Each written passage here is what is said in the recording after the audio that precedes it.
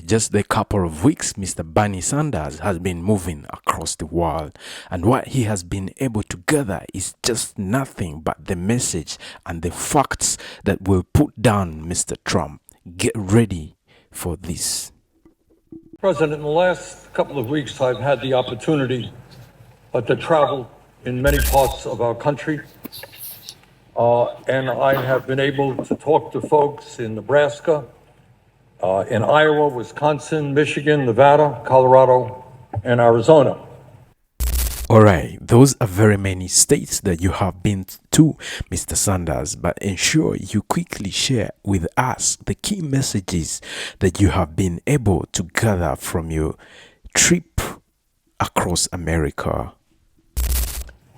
And what I am hearing from in all of these states, and in fact all over the country, is that our nation right now faces enormous crises, unprecedented crises in the modern history of our country. But Mr. Sanders, how are we supposed to go about this? How are the Americans supposed to respond to what is taking place? Please let us know. And how, right now, at this moment, we respond to these crises will not only impact our lives, it will impact the lives of our kids and future generations, and in terms of climate change, the well-being of the entire planet.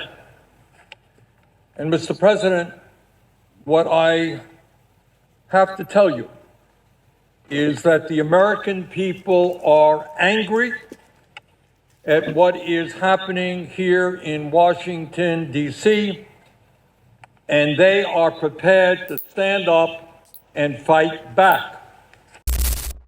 Alright, Mr. Sanders, so please let us know what has been said and what have you heard from those very, very many people.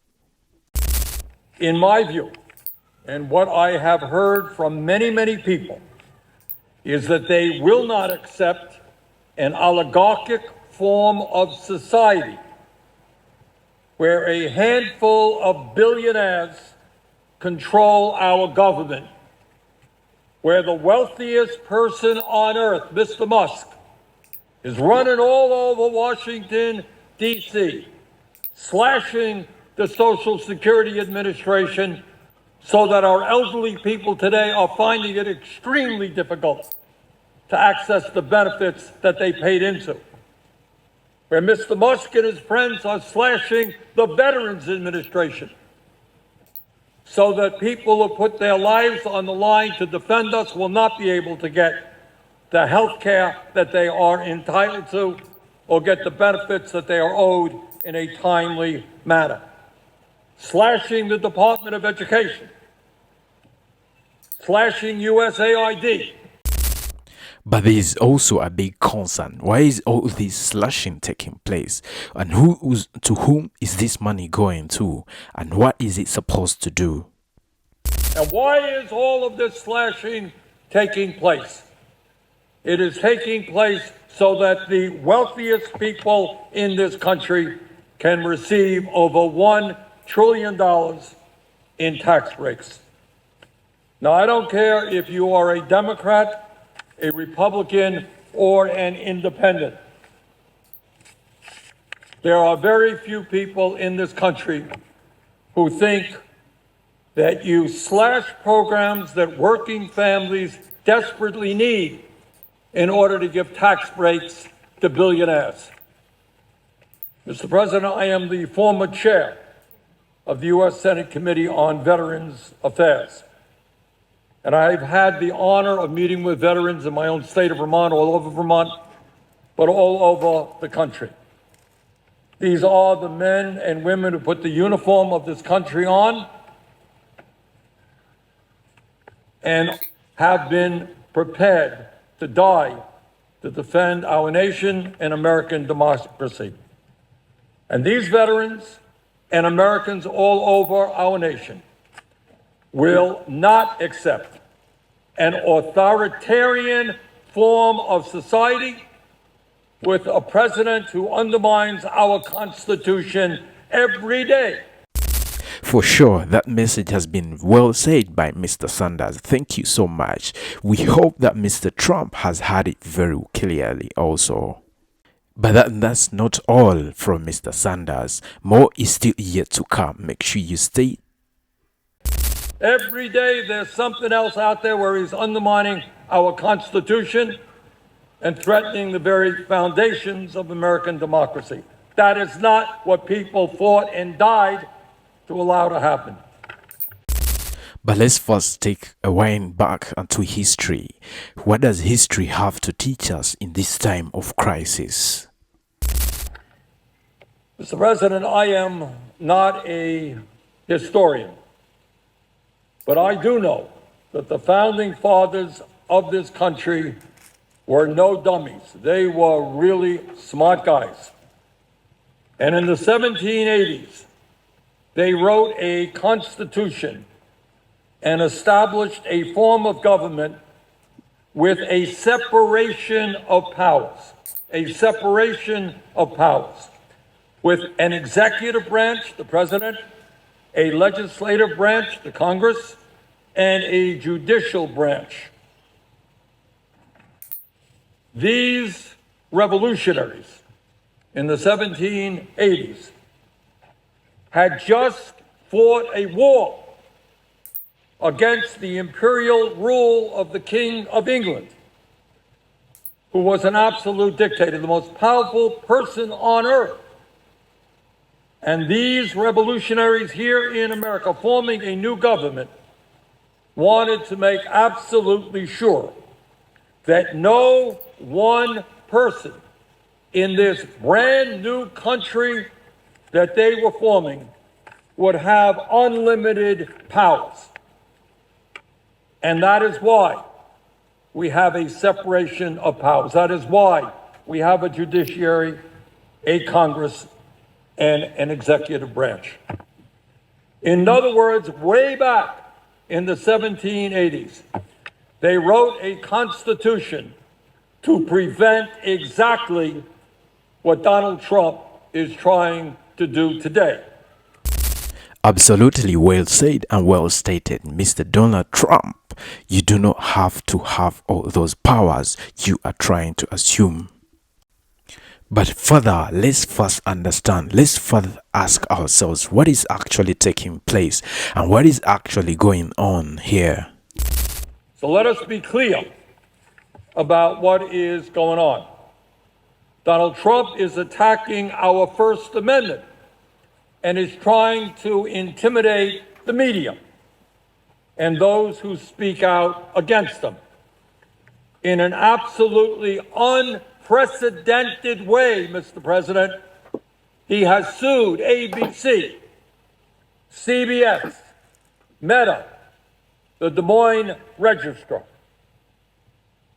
His FCC is now threatening to investigate NPR and PBS. He has called CNN and MSNBC illegal.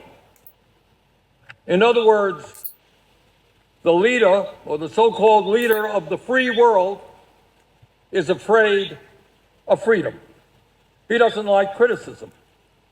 Well, guess what? None of us like criticism, but you don't get elected to the Senate, you don't get elected to the House, you don't become a governor, you don't become a president of the United States unless you are prepared to deal with that criticism.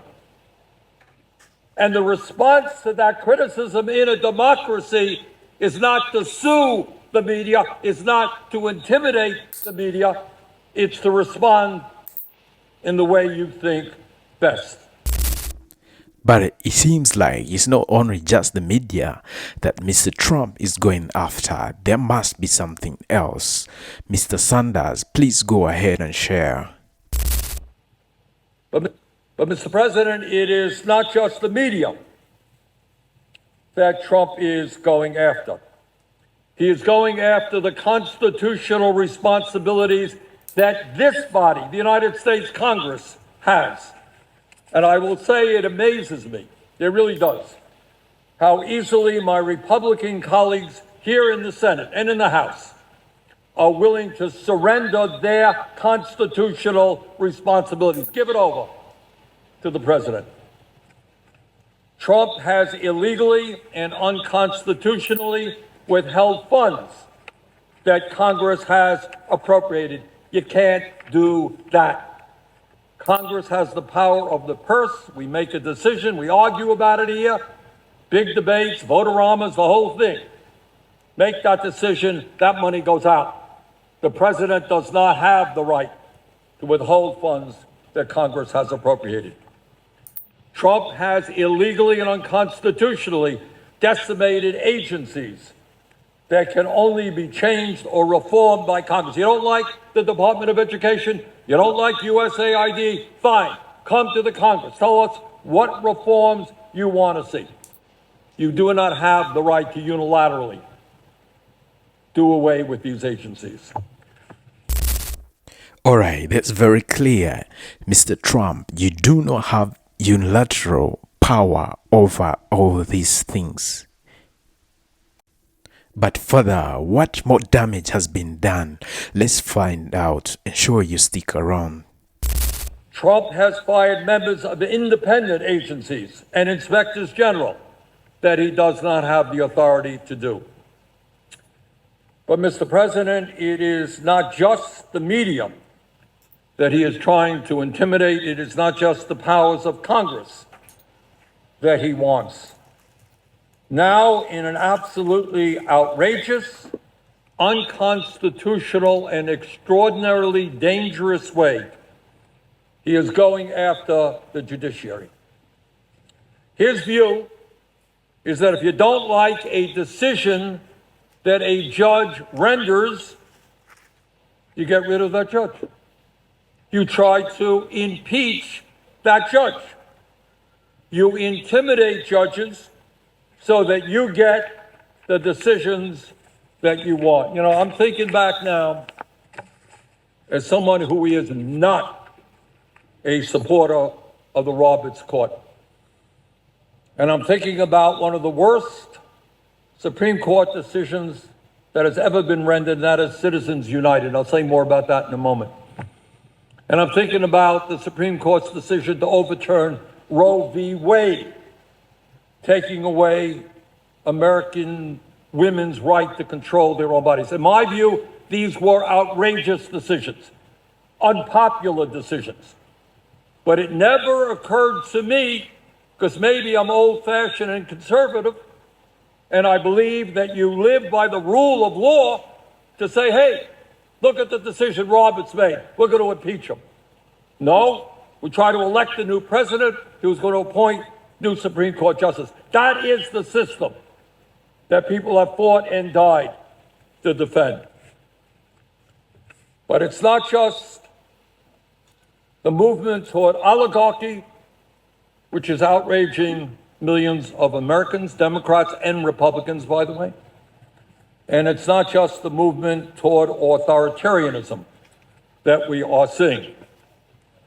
The American people, especially with Mr. Musk and 13 billionaires in the Trump administration running agency after agency, the American people are saying as loudly as they can that they will not accept a society of massive economic and wealth inequalities, where the very richest people in our country are becoming much richer, while working families are struggling to put food on the table. Having gone all over this country, I can tell you that the American people are sick and tired of these inequalities, and they want an economy that works for all of us, not just the 1%. All right, so let's listen from you. Let's hear from you. Give this video a thumbs up if you think the Americans are right to fight against what is happening to their country right now. You know, Mr. President, we deal with a whole lot of stuff here in the Congress, and, virtually all of it is important in one way or another. But let's do something, fairly radical today. Let's try to tell the truth, the real truth, about what is going on in our society today. Something that we don't talk about too much here in the Senate. We don't talk about it too much in the House. We don't talk about it too much in the corporate media. But what is the truth? What is the true reality that is actually happening in the American country? But the reality is that today we have two Americas, two very, very different Americas. And in one of those Americas, the wealthiest people have never, ever had it so good. In the whole history of our country, the people on top have never, ever had it so good as they have it today. Today, we have more income and wealth inequality than there has ever been in the history of America. Now, I know we don't discuss it. You don't see it much on TV. You don't hear it talked about here at all. But the American people do not believe that it is appropriate that three people, 1, 2, 3, Mr. Musk, Mr. Bezos, and Mr. Zuckerberg, three Americans own more wealth than the bottom half of American society, 170 million people. Let's take a moment of silence for the Americans against the three people. Oh, really? Three people own more wealth than 170 million people? Anybody here think that is vaguely appropriate? And by the way, those very same three people, three richest people in America, were right there at Trump's inaugural, standing right behind the president. So you want to know what oligarchy is? I know there's some confusion out there. What is oligarchy? Well, it starts off when you have the three wealthiest people in the country standing right behind the president when he gets inaugurated. The top 1% in our country now own more wealth than the bottom 90%. But let's ask ourselves, how about the CEOs of those countries? How much do they earn compared to a common American? CEOs make 300 times more than their average worker. And unbelievably, real inflation accounted for wages today, the average American worker, if you can believe it, despite a massive increase in worker productivity, is lower today than it was 52 years ago.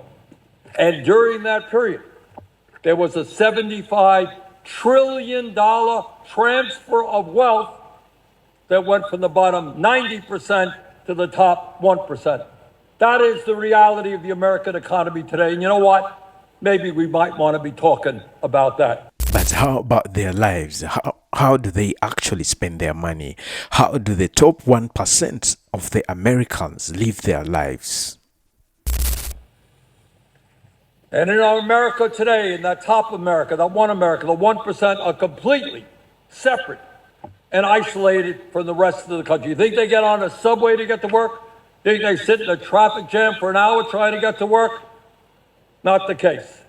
They fly around in the jets and the helicopters that they own. They live in their mansions all over the world in their gated communities. They have nannies taking care of their babies. They don't worry about the cost of child care. And they send their kids to the best private schools and colleges. Sometimes they vacation, not in a Motel 6, not in a national park, but on the very own islands that they have. And on occasion, for the very, very richest, just to have, for a kick, have a little bit of fun, maybe they'll spend a few $1 million flying off into space in one of their own spaceships. Sounds like fun. Right, thank you very much, Mr. Bernie Sanders, for that overview of the American inequality system. Further, we've been able to learn how poor the majority of the American population is. But be sure to hit the like and subscribe button for more insightful discussions like this.